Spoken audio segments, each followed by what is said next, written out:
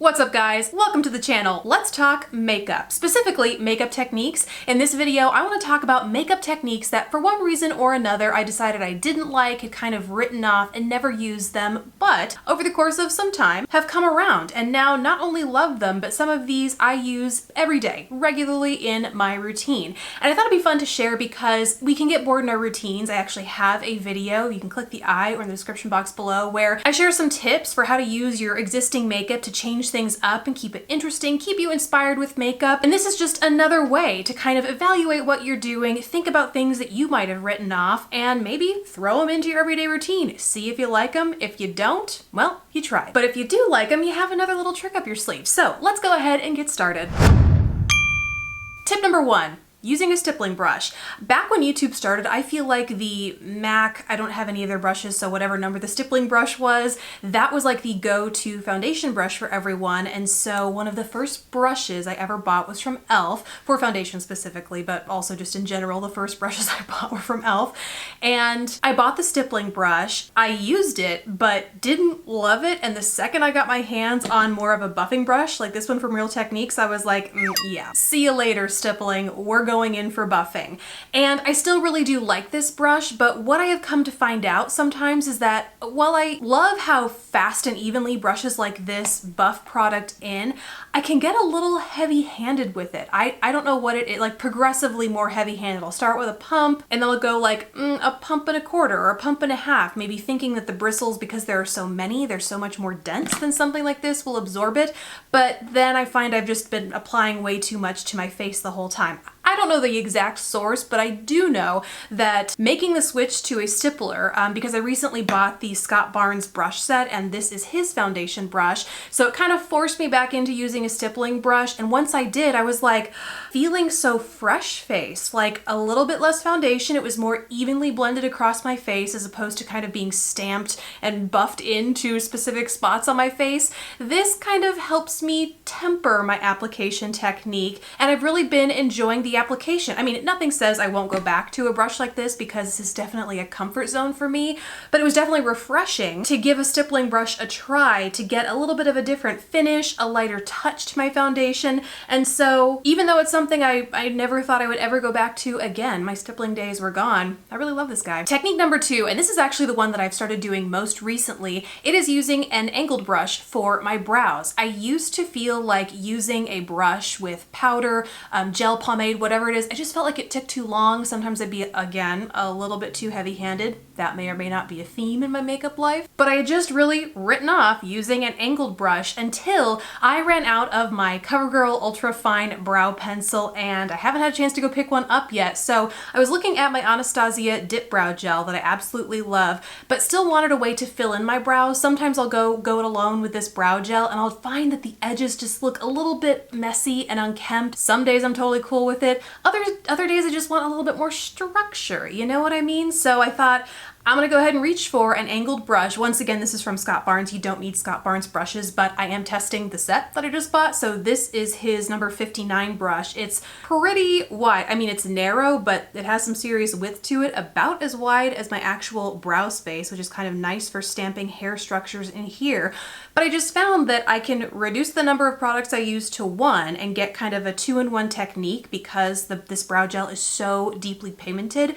A brush like this allows me to really get in there, actually create the strokes on my skin like I would with a pencil, and then go back in with this guy if I even need it, honestly, to then lock and load it in place for the day. So something I really like doing to minimize my makeup routine. Again, I could totally go back to a pencil if the mood strikes me and I feel like this is just taking too long, but for now, I've actually enjoyed the extra control, the minimization of makeup. And you know, if you ever find yourself with just, you know, a tinted brow gel, you can have it all. You can have sculpted brows, filled brows, fluffy brows, brows that stay in place with just the one product, you know? Technique number three is dewy skin. And this is not new for me, but my approaches for getting dewy skin have definitely changed over the years.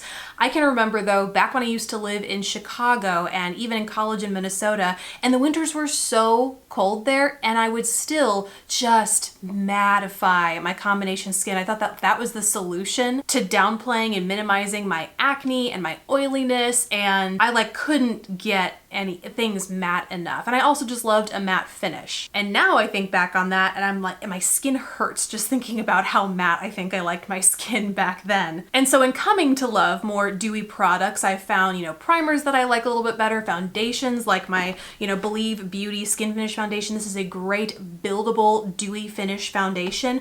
But most recently, and a technique that I am trying to get people on a bandwagon for, is setting with an illuminating powder. You will know this if you caught my recent video on illuminating powders. But basically, I think they are just the best because they not only set your makeup, it's not quite as robust a set as a translucent, like a heavy dose of a translucent setting powder might be, but they do help set your makeup slightly, and they just give your skin this very soft focus, luminous effect, literally like an Instagram filter for your skin. Today, the one I'm wearing is the MAC Mineralized Skin Finish in Warm Rose, but like I said, just uploaded a video where I share, I think, 5 of my favorite different powders, both pressed and loose, depending on your preference, depending on the level and color of sheen that you want. I have a ton that you can go check out if you want to. Next up, technique number, which technique is, I think we're 4? 4? Does that sound right? We're gonna go with 4. Technique number 4 is false lashes, and I have raved about magnetic lashes for the longest time. I love them in place of a traditional false lash with lash glue. You don't have to wait for the glue to dry. You don't have to pick glue off for days after you've taken your lashes off. Like, to me, magnetic lashes are just so hassle-free compared to traditional lashes. That is probably nothing new if you've been here on the channel for a while.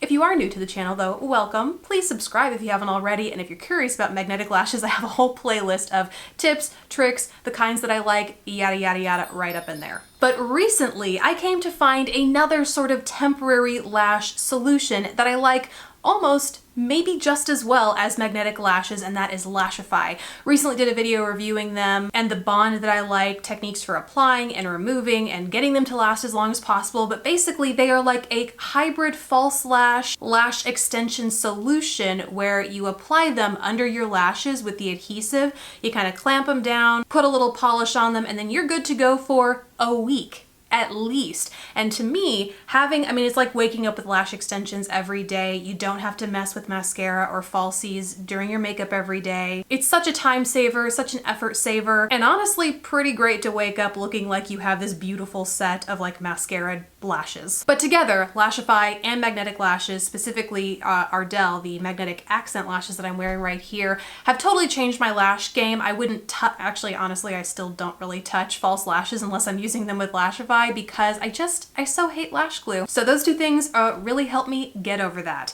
The last thing, tip number, I don't even know what we're on. The last technique is applying blush to the top of my nose. This is actually something that I saw Wayne Goss do recently in a video, and not even in a techniques video. I think it was in like a foundation review video, but as he was doing the rest of his makeup over his foundation, he proceeded to put blush on his nose to give like that freshly vacationed, slightly sunburned glow across the cheeks and nose. You know, that look that where you're just like, you were just out like outside having fun or relaxing somewhere, not thinking about work, weren't you?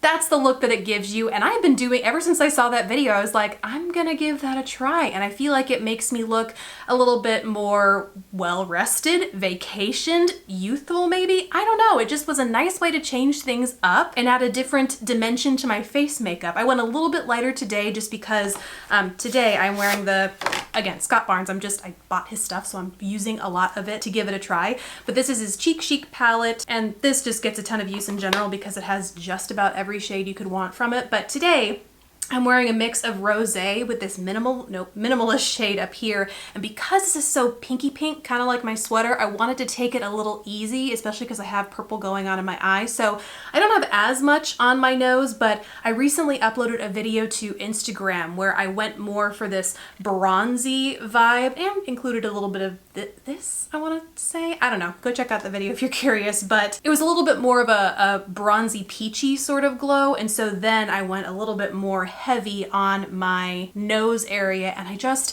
it's very subtle. I don't think anyone would have attributed a difference to that in the look, but I noticed, and that's what's important, is how these techniques make us feel about ourselves, about our makeup routine. So it is one that I've really embraced. I've really enjoyed the way it's looked and wanted to share in case you aren't subscribed to Wayne Goss or just didn't happen to catch that video. It's a really fun tip. Also, go subscribe to Wayne Goss. He's awesome. So again, if you want to catch that illuminating powder video, you can click the video right here. If you want links to any of the other videos I mentioned in this video, check the description box below. And I would love to hear what techniques you guys might have hated in the past and now love, or vice versa. Let me know in the comments down below, guys. Thank you so much for watching, and I will see you in the next video.